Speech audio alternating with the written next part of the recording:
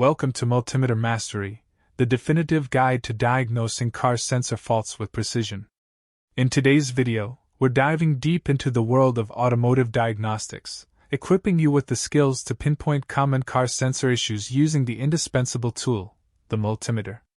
We'll walk you through step-by-step voltage, resistance, and continuity checks across various sensor types, transforming you from a guessing game mechanic into a confident troubleshooter. Why is a multimeter so crucial for car diagnostics? Because modern vehicles rely heavily on electronic sensors to manage everything from engine performance to safety systems. When one of these sensors malfunctions, it can lead to a cascade of problems, triggering dashboard warning lights, poor fuel economy, rough idling, or even preventing your car from starting. A multimeter provides the objective data you need to confirm if a sensor is truly faulty, saving you time, money, and unnecessary parts replacements. Before we begin, let's get acquainted with your multimeter. Most digital multimeters will have a dial to select different measurement functions: DC voltage, indicated by V with a straight line, which we'll use for most sensor checks; resistance, indicated by the omega symbol omega; and continuity, often depicted as a sound wave or diode symbol. You'll also have two probes, a red one for the positive connection and a black one for the negative or ground. Always ensure your probes are correctly plugged into the corresponding input jacks, typically VMA for the red and COM for the black. Safety is paramount when working on any vehicle's electrical system. Before performing any tests, always ensure your vehicle is off, and for most checks involving disconnecting sensors or major electrical work, it's a good practice to disconnect the negative terminal of your car's battery. This prevents accidental shorts and protects both you and your vehicle's sensitive electronics. Wear appropriate personal protective equipment, such as safety glasses, and avoid touching live circuits with bare hands. Let's start with voltage checks. Many sensors operate by sending a varying voltage signal back to the engine control unit, or ECU. To measure DC voltage, set your multimeter dial to the appropriate DC voltage range, typically 20 V for automotive applications. Connect the black probe to a known good ground point, such as the negative battery terminal, or a clean, unpainted metal part of the engine block. Then, use the red probe to carefully touch the signal wire of this sensor or its connector pin. You might also need to check the reference voltage supplied to the sensor, which is usually around 5 volts from the ECU. This ensures the sensor is receiving the power it needs to operate. Next, we'll look at resistance checks. Resistance is measured in ohms and indicates how much a component opposes the flow of electrical current. To measure resistance, first, ensure the sensor is disconnected from the vehicle's wiring harness. Never measure resistance on a live circuit. Set your multimeter to the ohm symbol and select an appropriate range, often 20 k ohms. Touch one probe to each terminal of the sensor you're testing. Compare your reading to the manufacturer's specifications. A reading of OL or 1 on the display often means an open circuit, while 0 ohms indicates a short circuit, both of which are usually signs of a faulty sensor or wiring. Continuity testing is a quick and effective way to check for breaks in a wire or circuit. Set your multimeter to the continuity setting, often indicated by a speaker or diode symbol. When the probes touch, the multimeter should emit a beep, indicating a continuous path. With the sensor disconnected and the ignition off, place one probe at one end of a wire you suspect is damaged and the other probe at the opposite end. A beep confirms continuity. No beep, or an OL reading, suggests a break in the wire, which could be causing your sensor issue. Now let's apply these techniques to specific sensors, starting with the oxygen sensor or O2 sensor.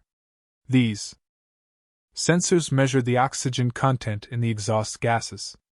For a heated O2 sensor, you can check the heater circuit's resistance with the sensor unplugged. Expect a low resistance, typically between 3 to 20 ohms, depending on the sensor. Then, with the engine warmed up and running, backprobe the signal wire of the O2 sensor and ground.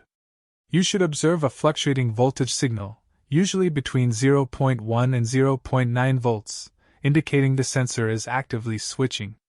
A flat line voltage, either high or low, suggests a problem. The coolant temperature sensor, or CTS, informs the ECU about the engine's operating temperature. This is typically a thermistor, meaning its resistance changes with temperature. Disconnect the sensor and measure its resistance across its two terminals. You'll need to compare this reading to a temperature resistance chart for your specific sensor, usually found in a service manual. As the engine warms up, the resistance should decrease. If the resistance is always high or low, regardless of engine temperature, the sensor is likely faulty.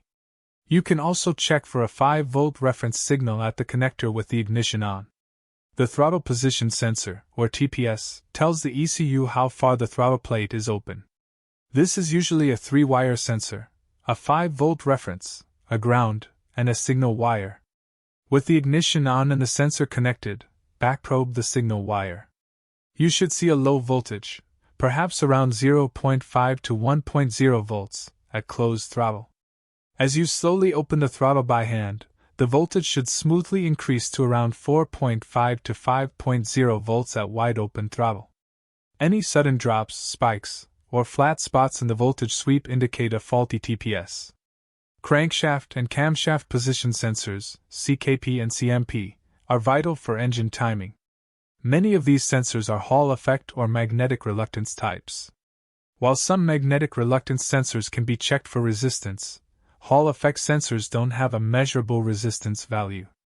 Instead, with the ignition on, you check for the 5-volt reference and ground at the sensor connector. For AC voltage output from a magnetic reluctance sensor, you'd crank the engine and look for a small AC voltage signal, often a fluctuating millivolt reading, at the sensor's signal wire. Interpreting your multimeter readings is the key to successful diagnosis. Always compare your measured values against the manufacturer's specifications. These can often be found in a repair manual specific to your vehicle or through reliable online automotive databases. If your readings fall significantly outside the specified range, it's a strong indicator of a sensor fault. If the voltage or resistance is completely absent, check the wiring harness for breaks or corrosion, and verify that the sensor is receiving proper power and ground. Remember, a perfectly good sensor might still not work if its wiring is compromised. Here are some advanced tips and best practices. Always use backprobing techniques when possible to avoid damaging sensor connectors. These specialized probes allow you to test live circuits without disconnecting components. Keep your multimeter probes clean and ensure a good connection to prevent inaccurate readings. When looking up specifications, pay close attention to the conditions under which the measurements should be taken, such as engine temperature or ignition status.